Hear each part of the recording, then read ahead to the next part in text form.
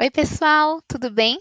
No vídeo de hoje a gente vai falar sobre a crise de 1929, sobre a Grande Depressão, né, que atingiu, então, teve um impacto mundial, foi a maior crise econômica financeira do século XX e que vai ter alguns desdobramentos políticos que vai gerar, então, a Segunda Guerra Mundial.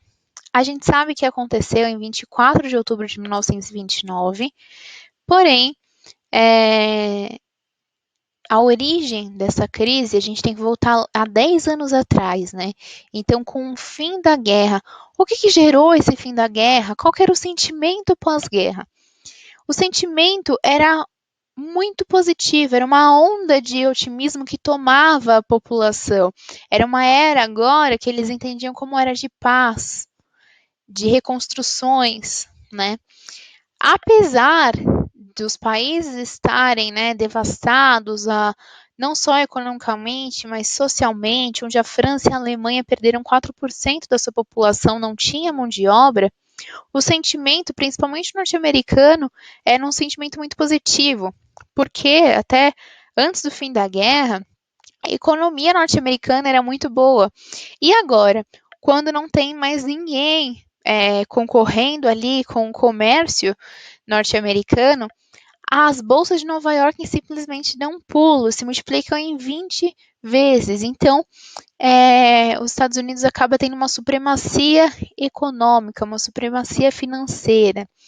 Nesse momento, as tecnologias que eram usadas ali na guerra vão ser convertidas para o uso da população, né? Então vai aumentar o consumo. Algumas tecnologias, principalmente, foram para o campo, né? Então nós temos um consumo muito maior. Tivemos outras transformações também, nos anos 20, que vai ser chamado como loucos anos 20, não só na área da moda ou da arte, mas também vamos ter agora o direito do voto para a mulher, tá bom?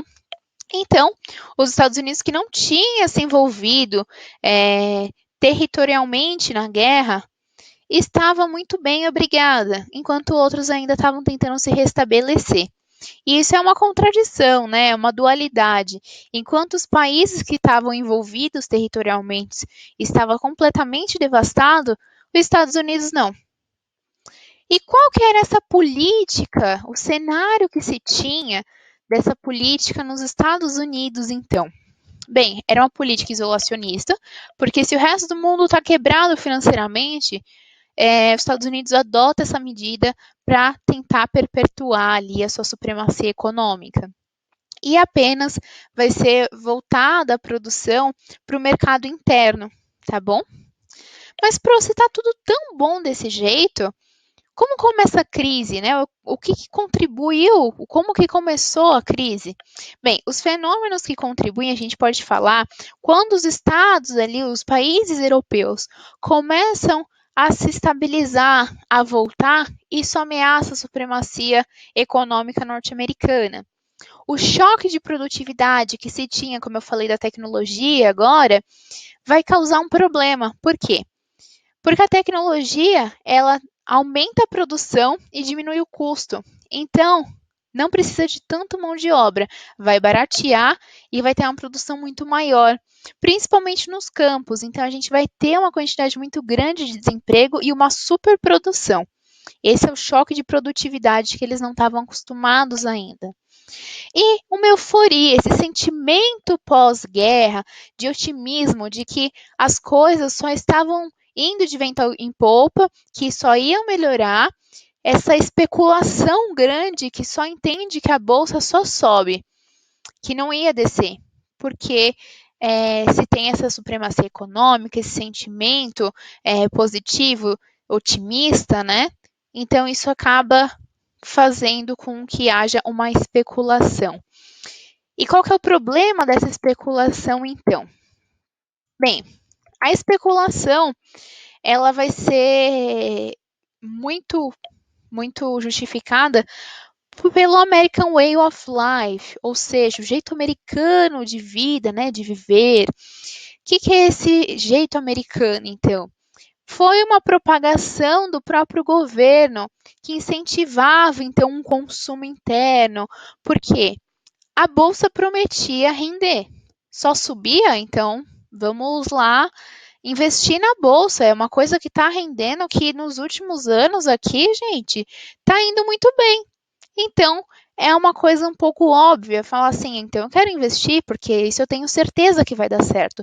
Então, toda essa especulação, esse sentimento de otimismo que vai dar certo, que só vai subir, vai gerar, então, essa especulação. E esse jeito de achar que é o jeito americano, de que tudo dá certo, vai levar as pessoas a investirem na bolsa. Então, muita gente que não tem dinheiro nesse momento vai pegar empréstimos com o banco para tentar investir.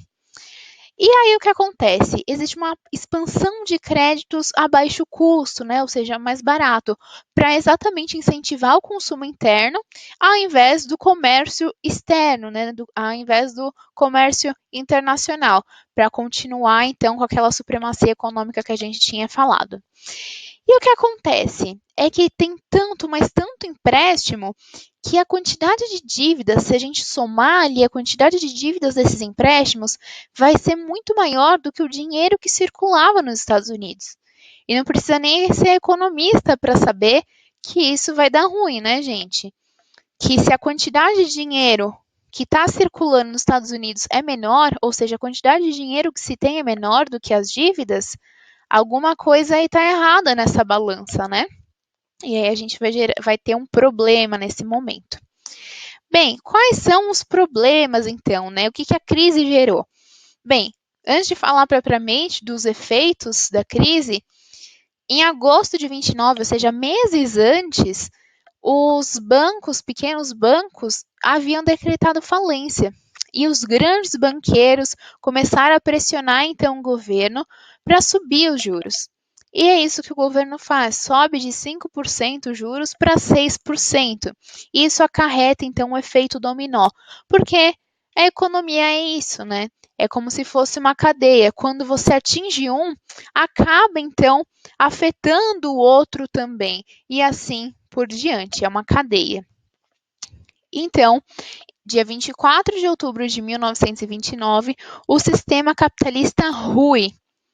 Não só o sistema capitalista acaba gerando uma crise financeira, mas esse sistema capitalista acaba gerando também uma crise social e humanitária. Bem, quando eu digo sistema capitalista, a gente está falando aí de um impacto mundial. Mas quem passa desapercebido nessa crise é então a União Soviética, né? Que não adotava então esse modelo econômico e que não tinha capital aberto, não se tinha bolsas, e o próprio mundo capitalista havia fechado, então, havia isolado os soviéticos com medo de uma expansão soviética mundial.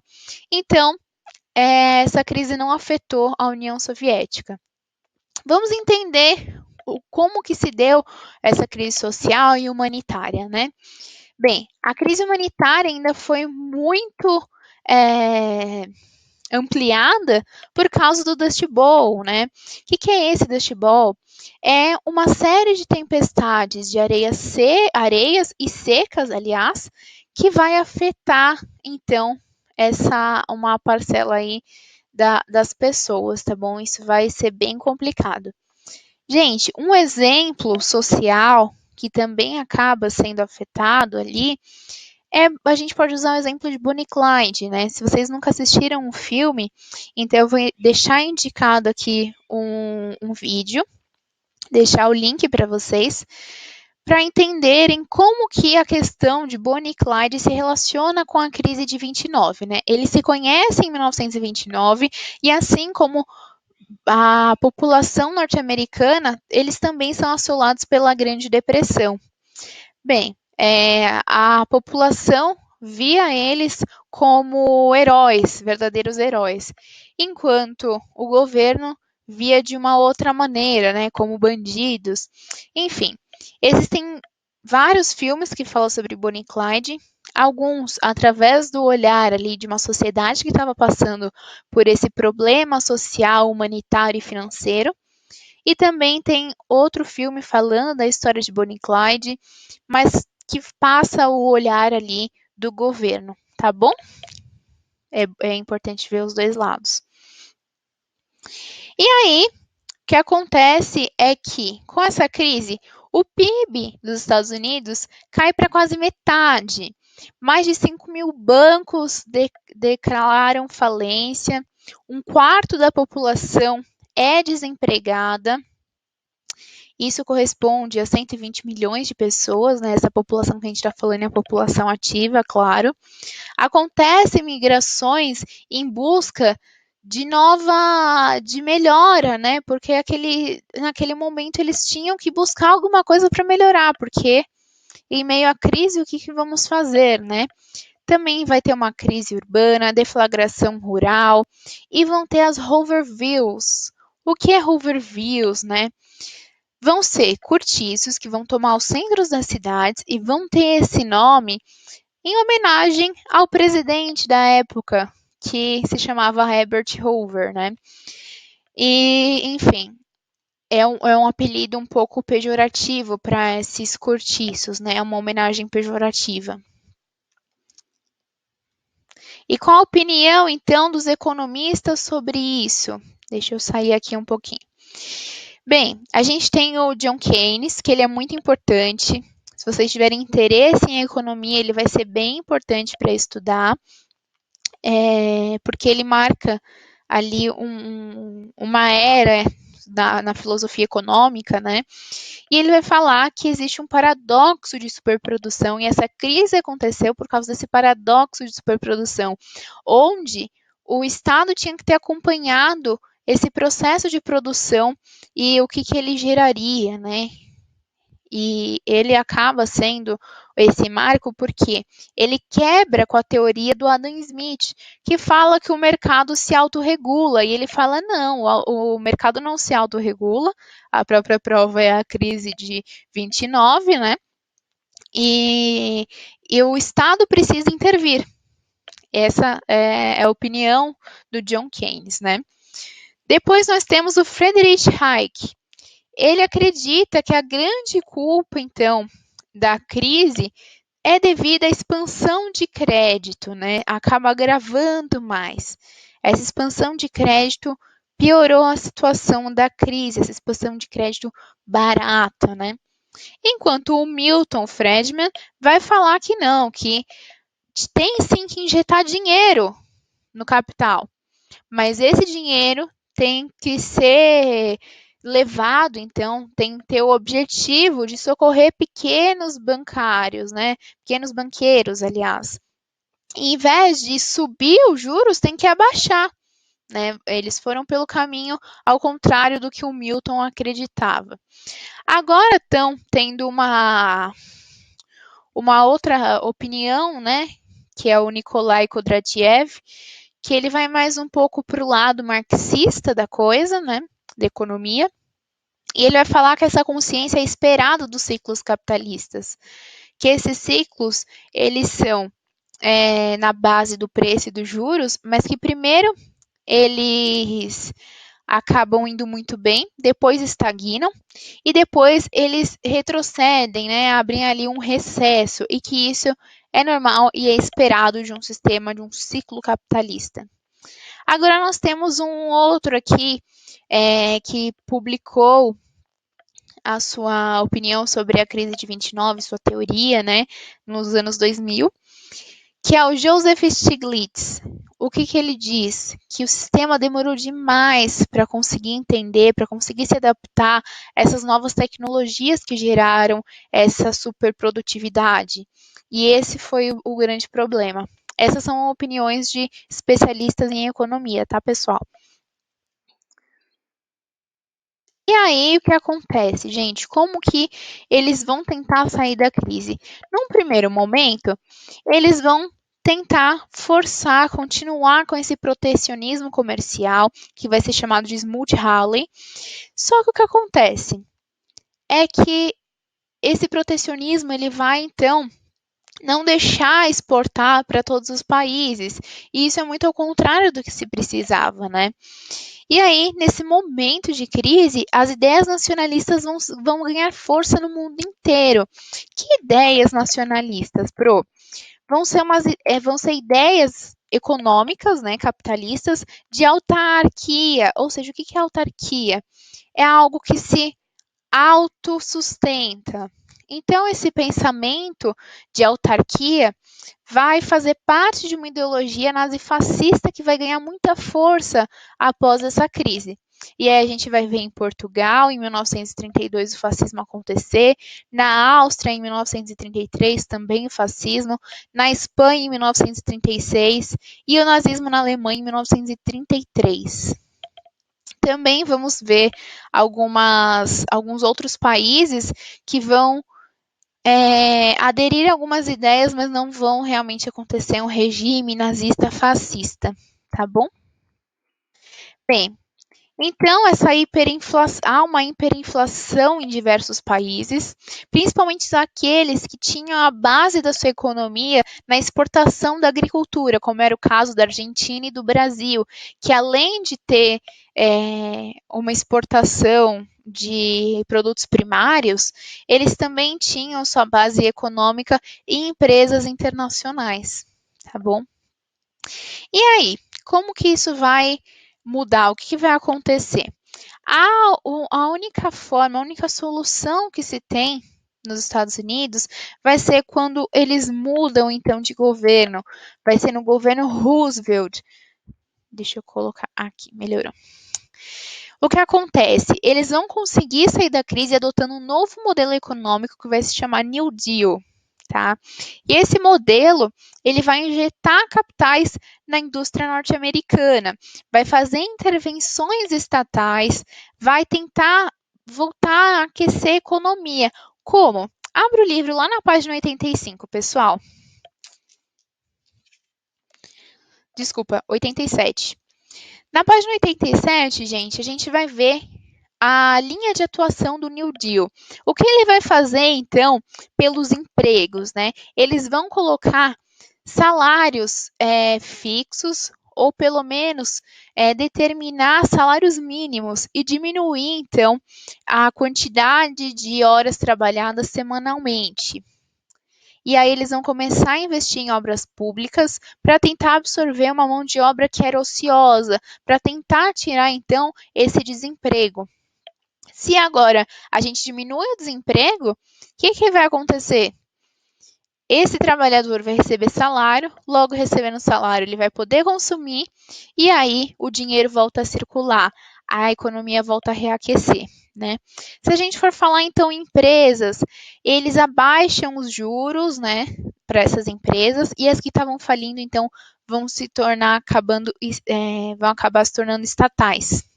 Também temos uma linha de atuação do New Deal para a agricultura, né, que vão ser então determinadas umas produções fixas para tentar então manter o nível de produção, certo?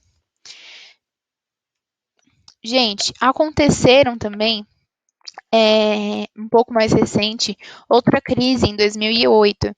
Eu vou deixar um vídeo aqui para vocês verem, e nesse vídeo é explicado direitinho o conceito de economia, e aí vocês veem como se parecem, quais são as diferenças entre a crise de 29 e a crise de 2008 e quais são as semelhanças, tá bom?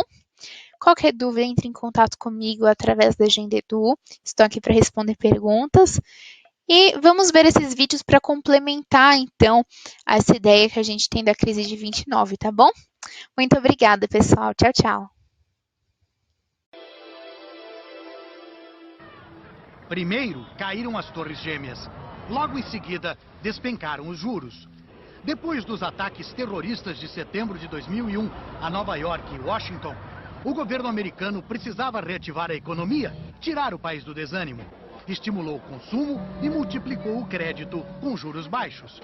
Funcionou, mas no mercado imobiliário passou do ponto. Grandes financiadoras e bancos começaram a emprestar para quem não podia pagar. Comprar um imóvel ficou fácil demais. O financiamento a longo prazo saía sem muitas perguntas. Para compensar os juros baixos, que traziam pouco retorno, muitos bancos aumentaram a rentabilidade, abrindo os cofres para clientes com cadastro ruim comprar a casa própria. Gente com dívidas ou empregos instáveis que aceitava pagar juros maiores, o chamado mercado subprime.